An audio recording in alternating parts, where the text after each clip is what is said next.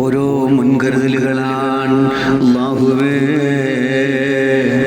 ഞങ്ങൾ ചെയ്ത ഓരോ പ്രവർത്തനങ്ങളും ഞങ്ങൾക്ക് നാളെ ഉപകാരപ്പെടുന്ന സ്വാലിഹായ അമലുകളായി ഞങ്ങളിൽ നീ രേഖപ്പെടുത്തണേ അല്ലാഹ്.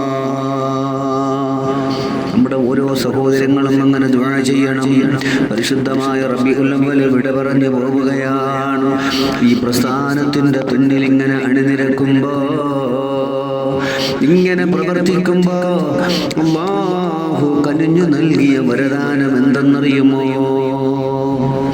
നമ്മളറിയാതെ സഹായ പ്രവർത്തനങ്ങൾ ചെയ്യുന്നതാണ്. നമ്മൾ പോലും അറിയുന്നില്ല. നമ്മളറിയാതെ സഹായ പ്രവർത്തനങ്ങൾ ഇങ്ങനെ നടക്കുകയാണ്. അതൊരു വരദാനമാണ്. എല്ലാവർക്കും ചെയ്യാൻ കഴിയൂല, എല്ലാവർക്കും പങ്കുകൊള്ളാൻ കഴിയൂല, എല്ലാവർക്കും അതിന്റെ പിന്നിൽ അണിനിരക്കാൻ കഴിയൂല. പക്ഷേ നമ്മൾ, നമ്മുടെ സഹോദരങ്ങൾ അതിന്റെ പിന്നിലായി ഇങ്ങനെ അണിനിരക്കുകയാണ്.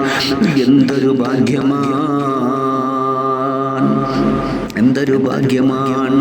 ജമാഅത്ത് കൗൺസിൽ എന്ന് പറയുന്ന പ്രസ്ഥാനത്തിന്റെ പിന്നിൽ ഇങ്ങനെ ആളുകൾ, ഇങ്ങനെ ഉള്ള സഹോദരങ്ങൾ അണിനിരന്ന് കൂടിയിട്ട് സഹായ പ്രവർത്തനങ്ങൾ ചെയ്യുമ്പോ അതിന്റെ ബർക്കത്തിങ്ങനെ പ്രകാശിക്കുകയാണ്. അതിന്റെ പോരിശമുണ്ടെന്ന് വളരുകയാണ്. ആളുകളൊക്കെ അങ്ങ് ഉയരങ്ങളിലേക്ക് എത്തുകയാണ്. ആളുകളെല്ലാം അവരറിയാതെ അവരുടെ നന്മകളെ സ്വരുക്കൂട്ടി വെക്കുകയാണ്.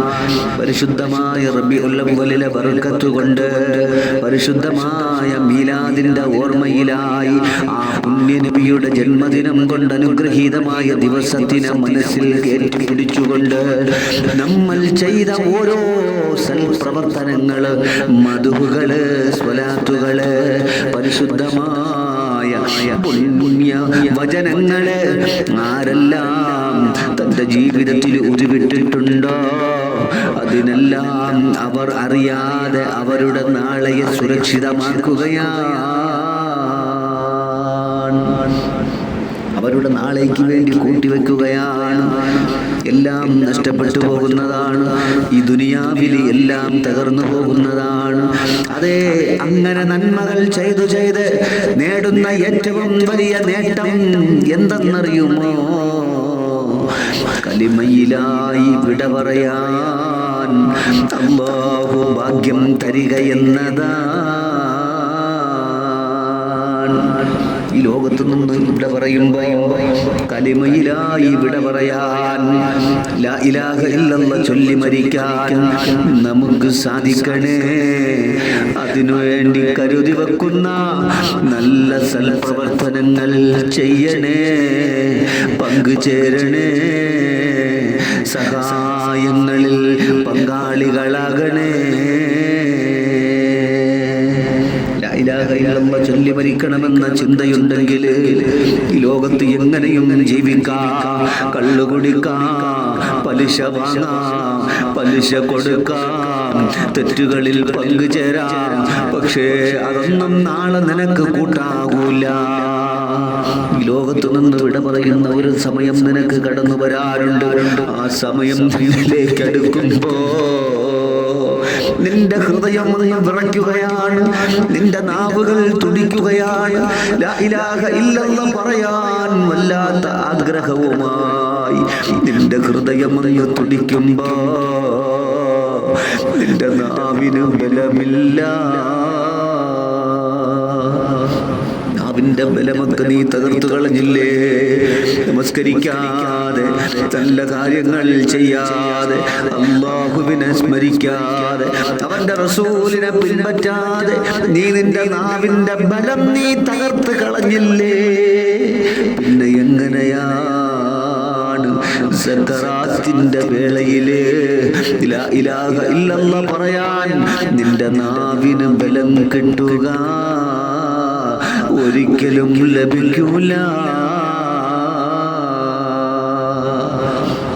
സക്കറാത്തിന്റെ സമയം ലാ ഇലാഹ ഇല്ലല്ലാഹ് പറയാൻ നാവിന് ബലം കിട്ടണമെങ്കിൽ ഓരോ മനുഷ്യനും ഇങ്ങനെ തുടിക്കും. നമുക്ക് കാണാൻ കഴിയൂല. സക്കറാത്തിന്റെ വേളയിൽ ഇങ്ങനെ കിടക്കുമ്പോ കയ്യും കാലും അനക്കാൻ കഴിയാതെ, കേൾവി നഷ്ടപ്പെട്ട് സംസാര ശക്തി നഷ്ടപ്പെട്ട് ഇങ്ങനെ കിടക്കുമ്പോ അവന്റെ ഉള്ളിൽ വല്ലാത്ത ആഗ്രഹമാ ലാ ഇലാഹ ഇല്ലല്ലാഹ് പറയാൻ കഴിഞ്ഞെങ്കിലേ എന്ന ചിന്ത ഇങ്ങനെ കടന്നു വരുമ്പോ ആ നാവിന് കഴിയുന്നില്ല, ആ നാവിന് സാധിക്കുന്നില്ല. കാരണമെന്തേ? അവന്റെ നല്ല സമയത്ത് അവൻ ആരോഗ്യത്തോടുകൂടി ദുനിയാവിൽ ജീവിച്ചപ്പോ ആ ലാ ഇലാഹ ഇല്ലല്ലാഹ് ചവിട്ടി മതിച്ച് നടന്നവനാ.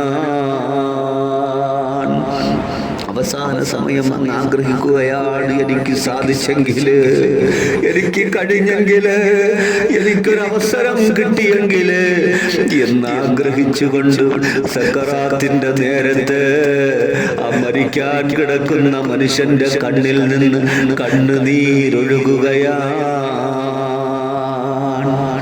സംഭവങ്ങളൊക്കെ ഒരുപാട് സംഭവങ്ങൾ പറയുന്നുണ്ട്.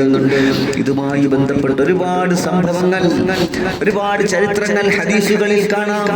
സക്രാത്തിന്റെ വേളയിൽ കരഞ്ഞുപോയ മനുഷ്യന്മാർ എത്ര പേരാണ് നമുക്ക് മുന്നിലായി ചരിത്രങ്ങളിലുള്ളത്.